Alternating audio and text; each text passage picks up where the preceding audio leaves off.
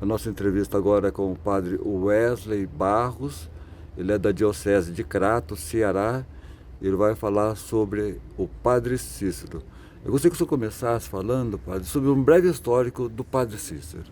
Muito bem, o servo de Deus, o Padre Cícero João Batista, é um sacerdote diocesano que viveu no sul do Ceará, precisamente na Diocese do Ceará, que depois tornou-se Diocese de Crato, aquela região do sul do Ceará, numa localidade chamada Juazeiro do Norte, que à época era distrito da cidade do Crato. Ele nasceu no Crato em 1844, viveu 90 anos, faleceu em Juazeiro em 1934 e durante a sua vida ele soube acolher com uma extraordinária grandeza, com uma caridade sempre muito afluente, a todos aqueles peregrinos que procuravam Juazeiro do Norte, aquela pequena localidade, então, como eu disse, ainda vila, distrito, um lugarzinho muito pequeno, em decorrência da sua acolhida, da sua caridade, do seu amor, que ele tinha no coração como uma missão recebida de Jesus Cristo. Alguns momentos de oração intensos, algumas experiências que podemos dizer também um pouco místicas, fizeram com que ele tivesse a vida inteira uma consciência muito profunda de que tinha uma missão de acolher e de conduzir as pessoas no caminho da conversão, no caminho da salvação. E assim ele viveu até 1934. Foi um homem profundamente incompreendido no âmbito eclesial e também no âmbito político, no cenário político da época. Eclesialmente, porque a partir de 1889 se deram na pequena localidade de Juazeiro do Norte alguns fatos que à época foram, no primeiro momento, tidos como extraordinários, conhecido como Milagres de Juazeiro. Era a ocasião em que as comunhões que eram dadas transformavam-se em sangue na boca de algumas senhoras piedosas chamadas de beatas naquela localidade. Dentre elas, o expoente mais conhecido foi a Beata Maria de Araújo, que recebeu muitíssimas vezes a comunhão e nestas comunhões se manifestava uma substância como que sangue. Isso atraiu num primeiro momento ainda mais as pessoas àquela pequena localidade. Depois, após esses fenômenos, aconteciam também um afervoramento da fé, da devoção, do amor a Deus Nosso Senhor e a Nossa Senhora das Dores. Isso fazia com que aquele lugar fosse interpretado como um lugar de manifestação divina, porque também as conversões, mudança de vida, unido tudo isso à caridade do Padre Cícero, que oferecia sempre alimento, acolhida, trabalho para as pessoas que para lá se dirigiam, iam criando daquela localidade, daquela realidade, uma ideia de um ambiente de salvação para esta vida e para a outra. Para esta vida, porque lá indo os pobres, os retirantes, aqueles que sofriam com as imensas secas que aconteciam naquele tempo, lá encontravam alimento, encontravam trabalho, encontravam um ambiente onde podiam criar os seus filhos. As famílias chegavam inteiras em Juazeiro do Norte nesse período. E do ponto de vista da fé, era um ambiente de salvação, porque a caridade e a instrução na palavra de Deus, oferecida ali pelo Padre Cícero, tocava o coração das pessoas e convertia as pessoas a uma vida de fé intensa, uma vida de amor aos sacramentos e de obediência à Igreja. Então, digamos que isso foi um pouco o apostolado do Padre Cícero, a abençoar, orientar e cuidar como pai, provendo mesmo o sustento concreto das pessoas que lhe procuravam. Isso, no primeiro momento, foi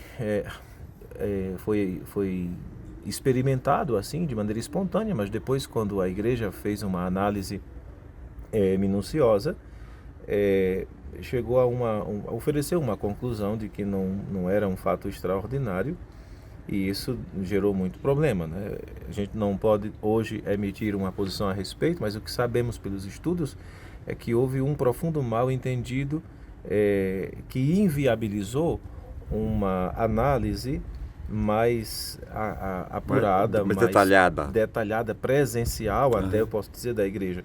Foram muitas as vezes que As autoridades eclesiásticas solicitaram a presença do próprio bispo para verificar pessoalmente os fatos. Outras tantas vezes o padre Cícero solicitou de Roma que viesse uma comissão de peritos da Santa Sé para verificar a situação, mas nenhum desses pedidos foram atendidos, de maneira que o mal-entendido que se criou em torno daquele acontecimento, que colocava o padre Cícero no centro dessa afluência, dessa procura, inviabilizou que as autoridades chegassem mais próximo, acompanhassem mais de perto, e os trabalhos que foram a Roma a partir de 1890 até 1194, eles resultaram numa negativa da parte da Igreja, que não podemos oferecer outra posição ou contrapor-nos às decisões tomadas, porque todas foram tomadas ao seu tempo com os recursos que existiam naquele tempo, e portanto foi um processo iniciado, concluído, finalizado,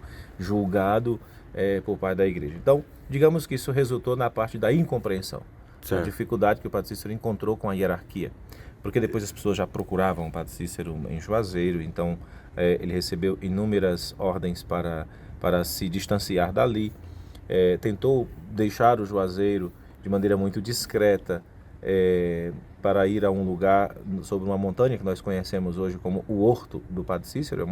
É uma serra, uma montanha pequena que tem ali próximo de Juazeiro, cerca de 4, 5 quilômetros, que à época, segundo os limites geográficos entre Crato e Caririaçu, era um pedaço que pertencia a Caririaçu, portanto estava fora do Crato e consequentemente fora daquele pequeno povoado que chamavam de Juazeiro, que ainda não era município.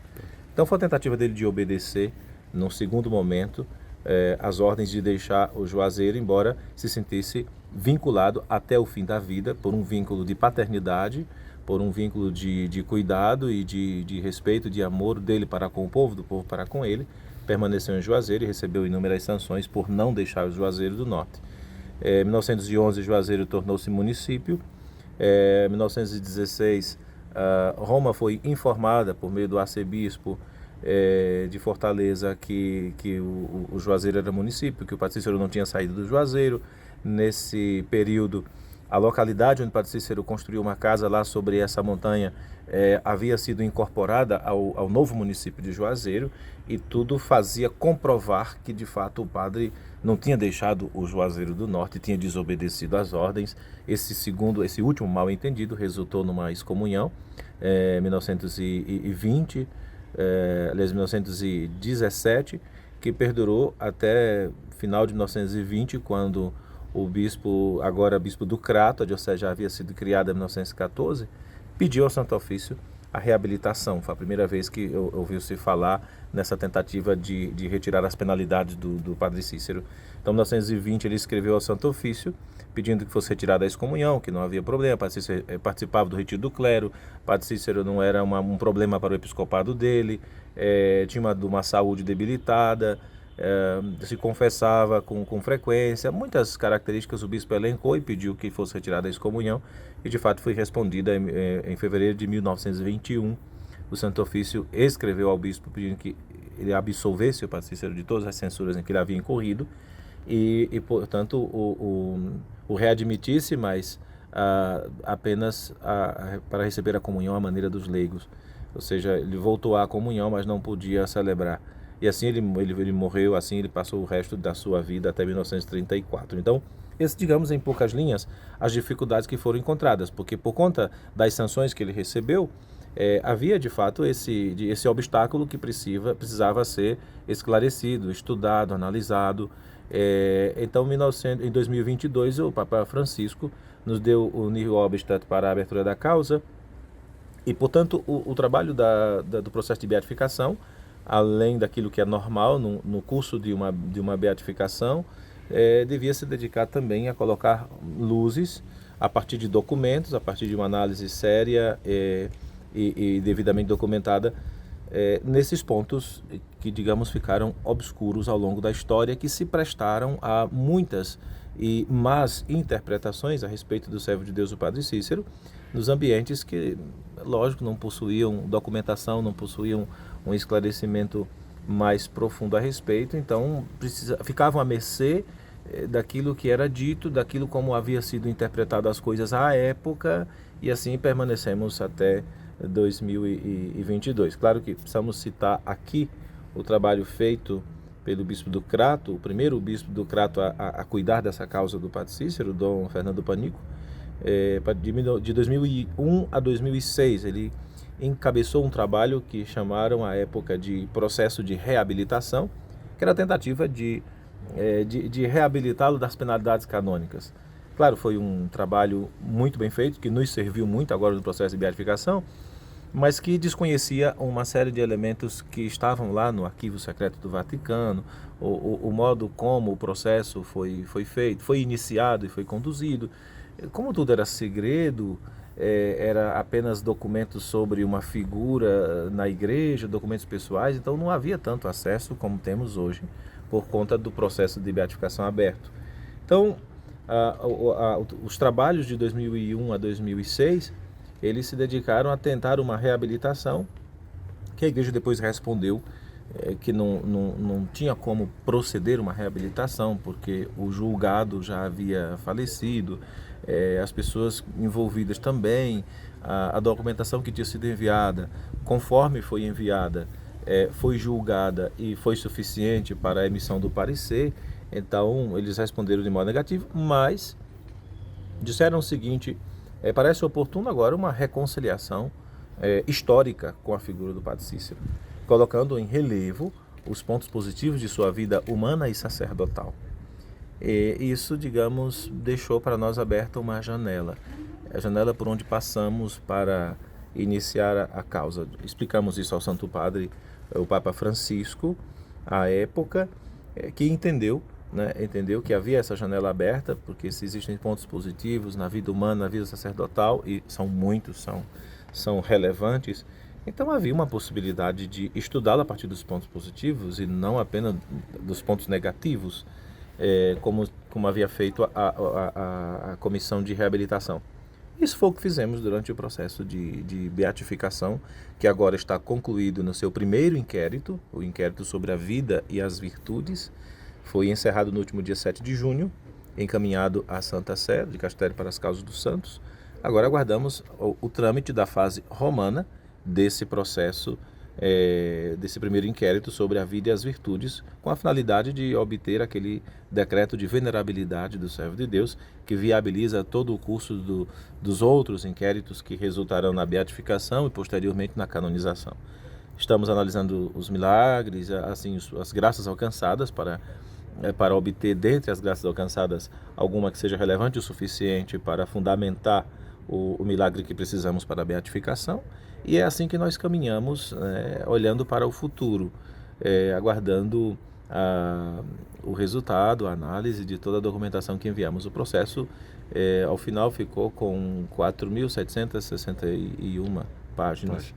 Então, um processo muito bem feito e com documentos aqui, de tudo que tínhamos aqui no Brasil, na Diocese, e também aqueles que conseguimos obter do Arquivo Secreto do Vaticano, à época, quando o Padre Cícero foi ouvido em Roma, foi julgado, foi absolvido, e depois as tantas outras correspondências que chegaram dos outros bispos questionando uma coisa ou outra e que resultaram nesse desentendimento da excomunhão e retirada de excomunhão, enfim, a continuação da suspensão de ordem. Tudo isso nós obtivemos do Arquivo Secreto do Vaticano, do Arquivo da Doutrina da Fé, para compor o nosso inquérito, o primeiro inquérito do servo de Deus, o Padre Cícero. Então, é assim que estamos, olhando com esperança para o futuro, né? O senhor é o vice-postulador da causa, né? Sim. Qual que é a importância desse trabalho do postulador, num caso igual ao do Padre Cícero?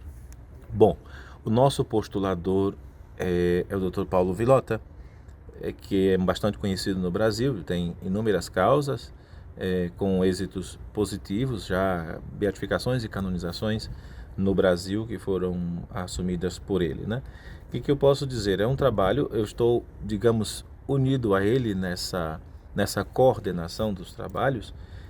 A importância do postulador resulta naquela capacidade de sentir o cheiro da santidade que está presente ali e, ao mesmo tempo, de lançar luzes sobre todas as situações que possam ainda estar ocultas na vida do servo de Deus.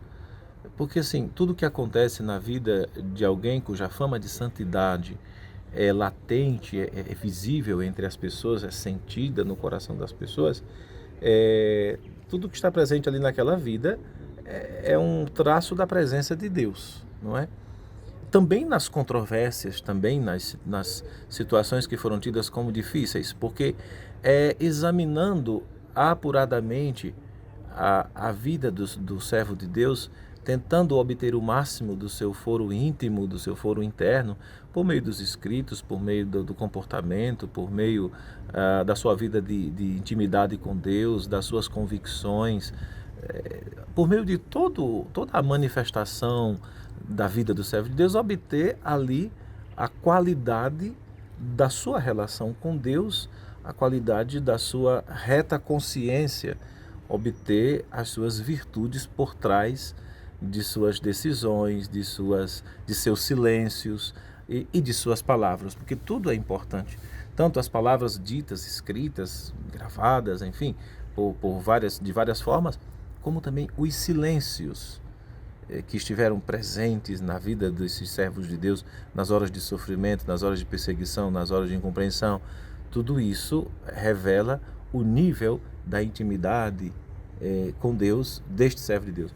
O postulador é alguém que precisa estar de olhos abertos para tudo isso, não é? Existe um trabalho técnico muito sistemático que é conduzido diretamente pelo postulador. O Dr. Paulo Vilota tem consigo uma experiência muito grande e, ao mesmo tempo, ele se deixa colaborar por muitas pessoas de uma capacidade extraordinária. E mesmo quando monta as equipes, a comissão histórica, tribunal e outras que possam ser úteis ao bom andamento da causa, o postulador, pela experiência que eu pude ver, não é, de termos sido acompanhados nesse período, é alguém que tenta obter dali o que de melhor se pode adquirir em recursos humanos, né, na capacidade dos que estão trabalhando, também no amor de todos por aquela causa, para poder colocar tudo isso à disposição do processo. Então, é alguém perspicaz do ponto de vista técnico, para orientar a sistematicidade do processo, mas, acima de tudo, precisa ser alguém de fé, que seja capaz de sentir o odor da santidade, como eu disse, naqueles pontos luminosos, naqueles pontos mais sombrios que pairaram sobre a vida do servo de Deus. E conhecer os trâmites também, né? Com certeza, isso é a parte que possibilita uma agilidade do processo. O conhecimento do trâmite, da burocracia ou das normas regimentais do dicastério para a causa dos santos é fundamental para que o processo ou os processos sigam, seja o primeiro de vida, virtudes, depois um outro por milagre ou outro por martírio, ou enfim, eles sigam o seu curso com naturalidade, mas ao mesmo tempo com aquela agilidade de que, estando tudo de modo correto, ordenadamente, o processo siga tranquilamente e o mais rápido possível no dicastério para a causa dos santos. Isso é fundamental. Padre, muito obrigado pela entrevista. Obrigado a vocês e desejo que essa partilha ela também seja útil, não só para o conhecimento das pessoas a respeito do servo de Deus, o Padre Cícero Romão Batista, mas também desperte o interesse de mergulhar um pouco na sua espiritualidade, no seu coração de pai e de pastor, que uma vez tendo sido revelado aos pobres, aos pequeninos, na pequena realidade de Juazeiro do Norte, se torne também uma referência para a caridade, para o pastoreio, para a vida de toda a igreja, de todos os filhos de Deus. Muito obrigado.